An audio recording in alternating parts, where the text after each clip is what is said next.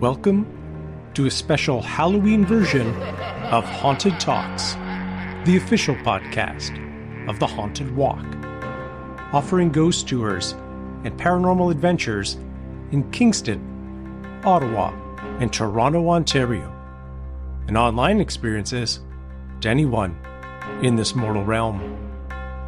My name is Jim Dean. I am the creative director, and it is my privilege to be your haunted host for this episode.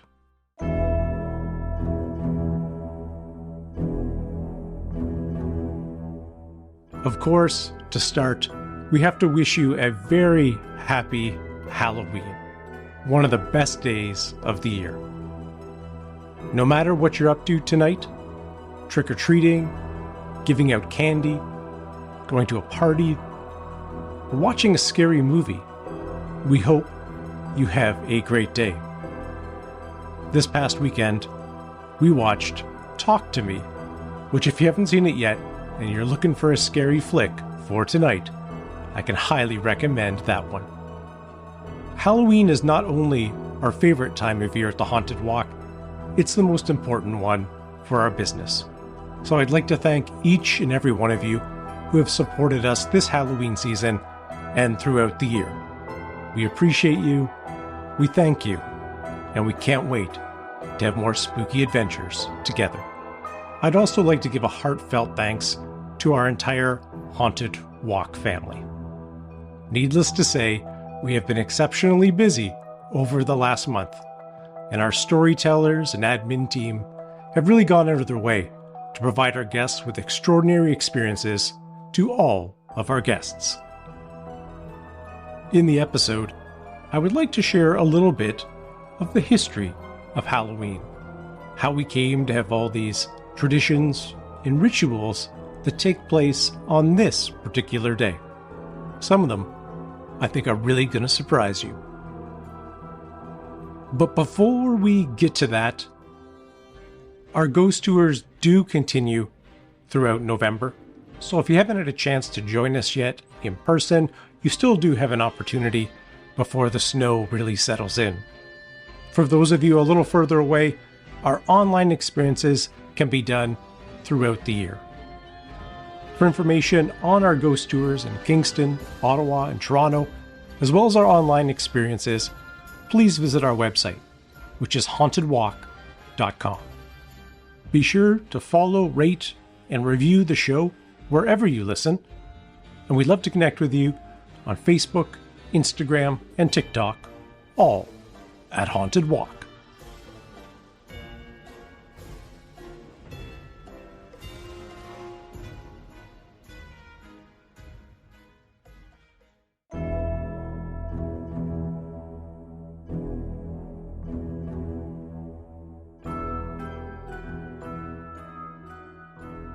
Halloween, as we know it here in Canada, has its roots in the ancient Celtic festival of Samhain, and it can be traced back about 2,000 years.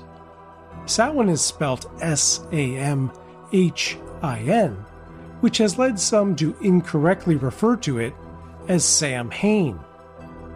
The Celts followed a different calendar than the one we commonly use today. Their new year was celebrated on November 1st, not January 1st, as it marked the end of the summer and harvest seasons. The dark, cold winter that would follow was a time often associated with death. Believing the boundary between the two worlds of the living and dead was the weakest on the evening before the new year, and the ghosts of the dead could visit the earth then. The Celts celebrated Samhain on the evening of October 31st. The Celts also believed that the weakening boundary between the living and dead would be the reason for any crop troubles they may have been having, and they thought the presence of the ghostly spirits who had slipped through to the side of the living made it easier for Celtic priests or druids to predict the future. Many people would rely heavily on the predictions to provide them with hope and comfort during the long winter ahead. The Druids would build large sacred bonfires, or bone fires, where the term originated from, where the townsfolk would gather to burn crops and animal sacrifices to the Celtic deities, often dressing up in costumes of animal skins. At the end of the celebration, the sacred bonfire's flame was used to reignite their own fires at home and ensured they would be protected through the winter. When the Roman Empire had conquered most of the Celtic territory around 43 AD, the traditional Samhain festivities had been combined with Roman traditions, like Feralia, a day in which the passing of the dead was commemorated. In 1609, Pope Boniface IV established All Martyrs' Day, later known as All Saints' Day, which was observed on November 1st. This is when the Christian influence had taken hold over the older Celtic-rooted traditions, and it is believed they had the intention to replace the Celtic festival completely, even though they were in favor of moving towards a church-sanctioned holiday. The Christian All Saints' Day was celebrated in a similar fashion to Samhain. They lit large bonfires, threw parades, and dressed in costumes depicting Christian symbology, like angels and devils. Among its many names, the holiday was referred to as All Hallows or All Hallowmen, which eventually evolved into All Hallows Eve, and then Halloween, as it's most often called today. Ireland is the only country in the world where Halloween is a national holiday. Schools in Ireland close to mark the occasion. When Halloween reached across the ocean to folks living in North America, it was much more common in places like Maryland and the southern colonies, as the rigid Protestant beliefs in colonial New England opposed it. Over time, the beliefs of different groups meshed, and the emergence of our modern Halloween began. The very first celebrations included public events, celebrating the harvest, as well as the sharing of ghost stories and tales of the dead. Now that you know a little more about the origins of Halloween, where did all those creatures we associate with the holiday come from? Walking down the aisle of any store's seasonal section this time of year, you're sure to find decor involving a multitude of spooky and supernatural beings. Witches, werewolves, ghosts, goblins, zombies, and so much more that have become synonymous with Halloween. But monster-like figures have been involved in celebrations dating back to the Celtic times, although they were a little different than what you would tend to see today. Beginning with the blood-sucking vampires, these pesky biters have long been associated with the holiday. Though there are many depictions of vampires throughout the world, the ones we tend to see around this time of year have fangs to drink human blood, hate garlic, and can luckily be killed by a good old-fashioned wooden stake through the heart.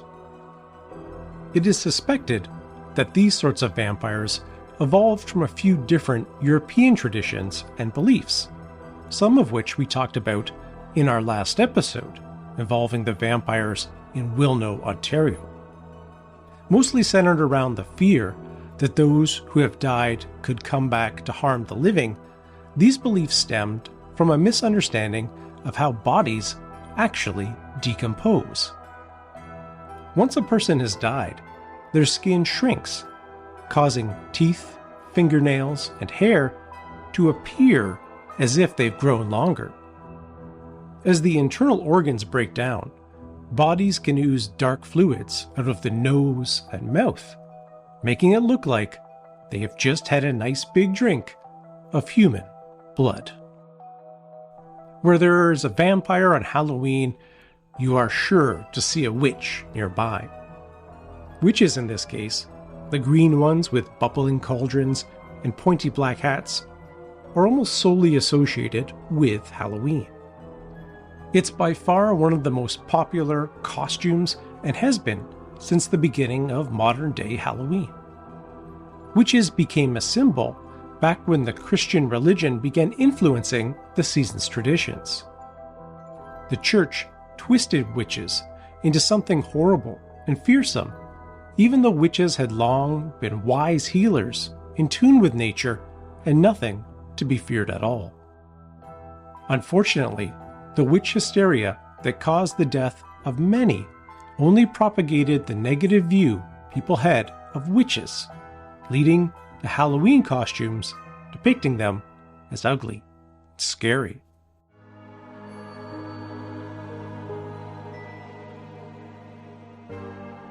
Our favorite monsters associated with Halloween, of course, are ghosts. Like other supernatural creatures, ghosts come in many different forms. Halloween ghosts typically fall under the white sheet with black holes description, which is often more cute than creepy.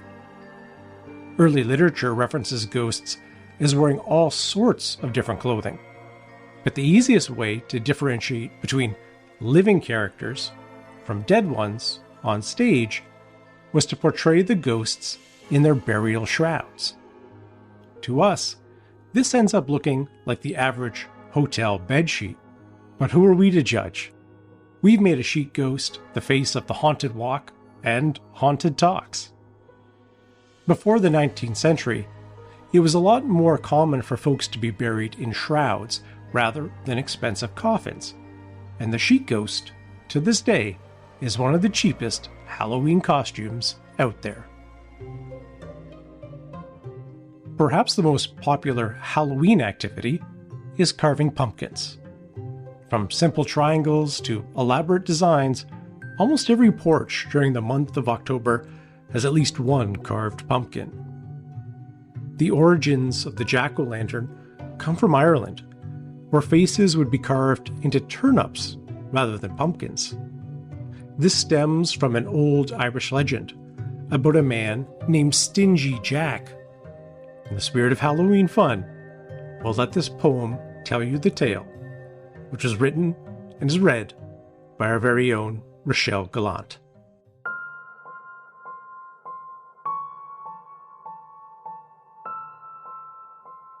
Near Halloween, when the veil is thin and the ghosts and witches take flight, candlelit faces on pumpkins galore shine on doorsteps all through the night. A tradition each year as Hallows Eve draws near to pick pumpkins and hollow them out. With funny little faces and spooky big grins, a legend to tell you about. It starts with a man, his name had been Jack, but he fell into a cheap sort of way. Stingy Jack he became, and gambling his game, and what a dangerous game he would play. Stingy Jack had asked the devil to drink, but in keeping true to his name, not wanting to pay to cover the ale, Jack proposed to the devil a game. He tricked the red fellow to turn into the coin, so they could drink all evening for free. Thinking nothing to lose, Satan gladly obliged, and in a flash his golden medal gleamed. Now Jack had a plan he had hid up his sleeve, in the shape of a cross hiding there patiently. No way would he risk the devil turning back now. The cross and the coin in his sleeve became bound. With the devil now trapped in a small golden token, lost forever unless the bind could be broken. Though stingy in nature, Jack finally relented and let out the devil under one condition. For a year to come you must never call my name, and shall I die anyway, my soul you will not claim. A year went by and the devil walked free, but of course Stingy Jack would not let it be. The very next year Jack repeated the plea, only after he bargained the devil up a tree. Satan, my friend, would you do me a favor? Please pick me an apple. I'll return the favor later. As the devil reached out for the crispy red fruit, Jack reached down for the knife he had hid in his boot. He hacked a small cross in the bark, and again the devil was trapped, not sure how to win. 10 more years I will not see your face. If you want to go free, you will grant me my plea. And Satan said, sure. out of plain desperation and promised Jack his 10 years spared from damnation. It was not long before Jack's fate came to be. It seems those 10 extra years were just not meant to be. He was turned away at the bright gates of heaven. His misering ways had backfired against him. Though the devil deals evil, he still keeps his word, thinking back to the pleas and the tricks he had heard. He too turned away Jack, all while quoting his promise, "Not 10 years have passed and I still stand by this." "Begone, my boy Jack, all alone you must wander. This fate was your fault, now you'll have plenty to ponder." Satan shooed him away with nothing more than some coal, with the smallest of flames in an old broken bowl. Stingy Jack took the turnip he had stored in his sack, carved it hollow by stabbing the knife in its back. Jack placed a small fire inside nice and snug, and sat by his newly lit lantern he hung. Jack with his lantern roamed the dark for some time, living out the cruel fate he himself had designed. Never knowing his tale would live on each October, carved pumpkins lined streets till the season is over. No one knows where he went when his 10 years were done, but his name still lives on in the Halloween fun. Carving faces and gourds will then get you in turn, an ode to an old stingy jack-o'-lantern.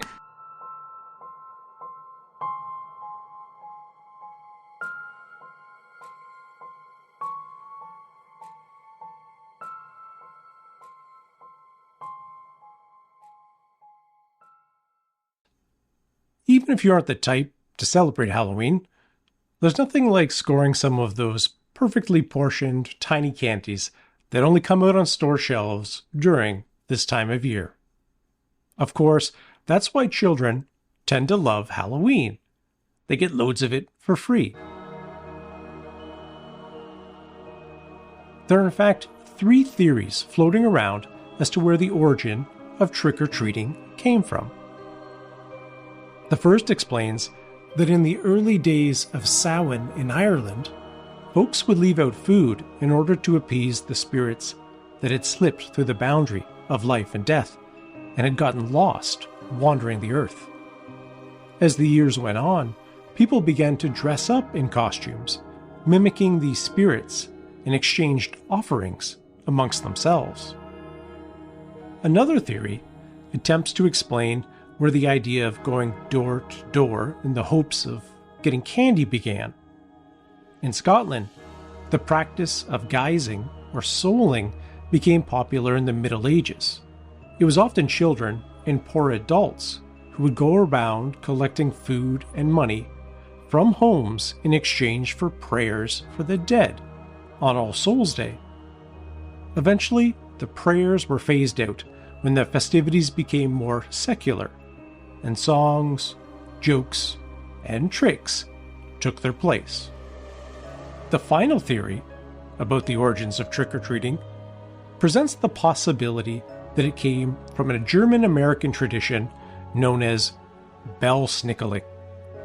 Children would often make their way through the neighborhood, going door to door, as in the other theories, but they would dress up in costumes and make the adults answering the door attempt to guess who was underneath the disguise.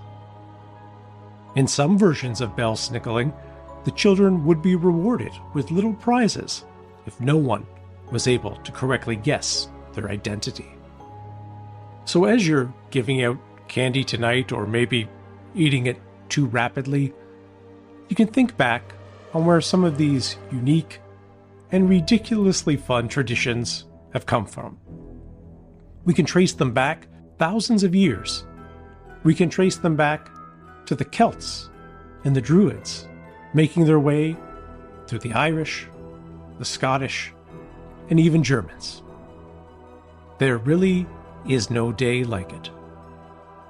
And from all of us at Haunted Talks and the Haunted Walk, we want to wish you the very happiest Halloween.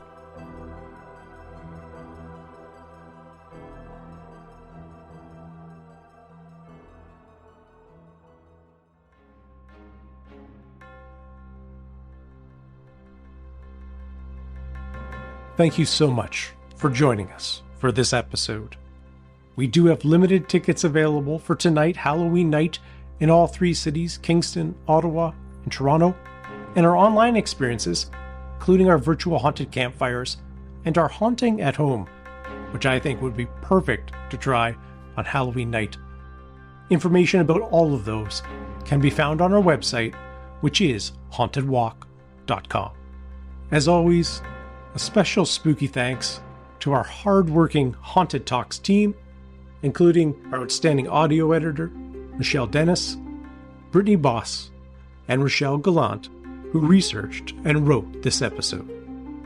We hope you will follow, rate, and review the show wherever you listen. Until we meet again, happy Halloween and sweet dreams.